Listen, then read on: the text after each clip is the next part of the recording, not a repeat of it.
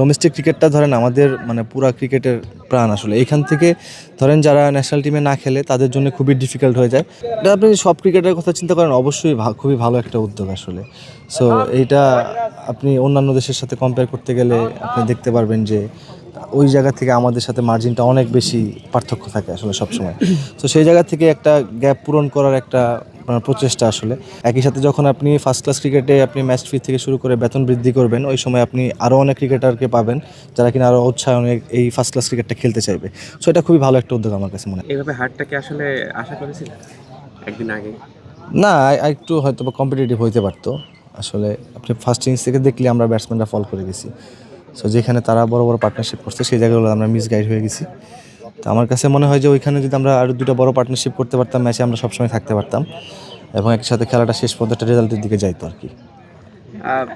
ওই প্রশ্নটা আরেকবার করি, আপনি স্পিন বোলিং ছেড়ে আসলে পেস বোলিং করতে দেখা, মিডিয়াম পেসিং বল করতে দেখা গিয়েছে, আসলে এটা কি টিম প্ল্যান নাকি আপনারই? না, সার্টেন একটা টিম প্ল্যান। এটা আসলে উইকেটে আপনারা দেখছেন যে ঘাস ছিল, তো ভালো মুভমেন্ট ছিল বলের। সো ওই জায়গা থেকে আমরা ট্রাই করছি যে ডিফারেন্ট কিছু করার, সেটা পুরো টিম থেকেই প্ল্যান ছিল। সো ওই জায়গা থেকেই করা আসলে। প্রথম সারির ব্যাটাররা দ্বিতীয় ইনিংসে একটু রান পায়নি, নাইম ভাই আছেন, এটা কি আসলে একটু হতাশ কিনা যে হারের জন্য?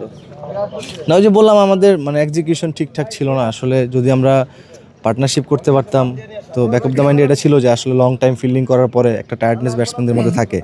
সো সেই জায়গা থেকে যদি সেটা ওভারকাম করে আমরা একটা বড় পার্টনারশিপ করতে পারতাম, তাহলে আমার কাছে মনে হয় যে ম্যাচটা একটা মানে আমাদের ফরের দিকে আসার একটা সম্ভাবনা ছিল, যেটা আমরা এতগুলো ব্যাটসম্যান একসাথে ফল করাতে পুরাপুরি একতান্ত্রিক ম্যাচ হয়ে গেছে। 5+ স্টার রেটিং প্রাপ্ত দেশের সর্বোচ্চ বিদ্যুৎ সাশ্রয়ী ওয়ালটন এসি স্মার্ট কমফোর্ট এখন নেক্সট লেভেলে।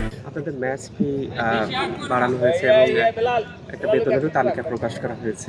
অ্যাজ এ ক্রিকেটার হিসেবে এটা কতটা খুশি? এটা আপনি সব ক্রিকেটের কথা চিন্তা করেন, অবশ্যই খুবই ভালো একটা উদ্যোগ আসলে। সো এইটা আপনি অন্যান্য দেশের সাথে কম্পেয়ার করতে গেলে আপনি দেখতে পারবেন যে ওই জায়গা থেকে আমাদের সাথে মার্জিনটা অনেক বেশি পার্থক্য থাকে আসলে সবসময়। তো সেই জায়গা থেকে একটা গ্যাপ পূরণ করার একটা প্রচেষ্টা আসলে। সো সেটা হয়তো বা ডে বাই ডে বাড়তে থাকবে আমি আশা করব। এবং একই সাথে যখন আপনি ফার্স্ট ক্লাস ক্রিকেটে আপনি ম্যাচ ফি থেকে শুরু করে বেতন বৃদ্ধি করবেন, ওই সময় আপনি আরও অনেক ক্রিকেটারকে পাবেন যারা কিনা আরও উৎসাহনে এই ফার্স্ট ক্লাস ক্রিকেটটা খেলতে চাইবে।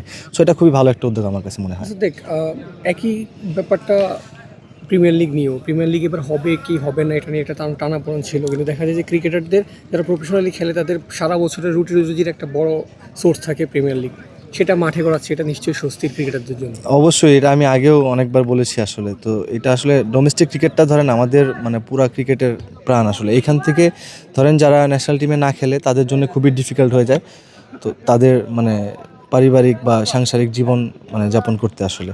তো সেই জায়গা থেকে যদি এরকম মানে ইনিশিয়েটিভ সবসময় নেওয়া হয় এবং অন টাইমে খেলাগুলো হয়, একই সাথে যেমন পারফর্মাররাও আসবে, একই সাথে প্লেয়াররাও মানে আপনার মাঠে থাকবে সবসময়, তাদের জন্য অনেক কিছু ইজি হয়ে যাবে আসলে। এই ম্যাচটা নিয়ে একটু আসতে চাই। অ্যাকচুয়ালি দুইটা ম্যাচ নিয়ে, 4 দিনের ম্যাচ, একটা 3 দিনেই শেষ হয়ে গেছে, আর একটা 4 দিনের প্রথম আওয়ারেই, হাফ অ্যান আওয়ারের মধ্যেই শেষ হয়ে গেছে। আমরা অ্যাকচুয়ালি গত বছর থেকে আমরা যেটা দেখছিলাম বাংলাদেশ ক্রিকেটে আনুষ্ঠানিকভাবে টেস্ট ক্রিকেটের কালচারের কথাটা বলা হচ্ছে, বাট নিয়মিত খেলাটা মাঠে গড়াচ্ছে না। এখন আপনারা একটা রাউন্ড খেললেন, আবার একটা লম্বা গ্যাপ দিয়ে খেলা হবে। এইটা কি টেস্ট ক্রিকেটের জন্য একটু কনসার্নিং কিনা, মানে খেলাটাকে আরেকটু নিয়মিত করা যায় কিনা বোর্ডের পক্ষ থেকে? আপনি টেস্ট ক্রিকেটের কথা চিন্তা করলে একদিক থেকে ভালো, যে টেস্ট ক্রিকেটার যারা খেলবে তারা এখানে যারা ম্যাচ খেলছে তাদের জন্য একটা খুবই ভালো প্রিপারেশন টেস্ট ম্যাচের জন্য। এবং আরেকটা বিষয় হচ্ছে যখন খেলাটা হবে ওই সময়টায় মানে ক্যালেন্ডারটা যদি আমরা এভাবে করতে পারি যে যখন বিসিএল হবে তখন পুরো বিসিএল হবে, তারপরে একটা গ্যাপের পরে আপনি এক ম্যাচের জন্য একটা মাইন্ড সেট আপ থাকবে, আবার আপনি একটা প্রিমিয়ার লিগ খেলবেন তখন একটা মাইন্ড সেট আপ, প্রিমিয়ার লিগের পরে আপনি আবার বিসিএল খেলবেন সেটার জন্য একটা মাইন্ড সেট আপ। তো এটা একটু ডিফিকাল্ট হয়ে যায়। সো প্রফেশনাল হিসেবে সেটা অ্যাডজাস্ট অবশ্যই করতে হবে, বাট মানে যদি ক্যালেন্ডারটা এরকম থাকে যে আমরা যখন যে খেলাটা খেলতেছি সেটা যদি একবারে শেষ হয়, তাহলে আমার কাছে মনে হয় যে প্ল্যান করা প্লেয়ারদের জন্য ইজি আর কি।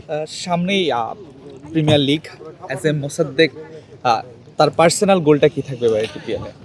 না, ডেফিনেটলি দেখেন আমি মানে আমার পুরো ক্যারিয়ারটাই আবাহনীর জন্যই মানে খেলেছি আসলে। সো সবসময় মানে আমরা ওই চ্যাম্পিয়ন রানার আপের মধ্যেই ছিলাম। সো এবারও তার ব্যতিক্রম না, আমরা ওই মেন্টালিটিতেই আছি যে আমরা চ্যাম্পিয়ন হইতে চাই এবং আমাদের টিমও মাশাআল্লাহ খুবই ভালো। সো আমরা আশা করতেই পারি যে আমরা একটা ভালো রেজাল্ট করবো প্রিমিয়ার লিগে।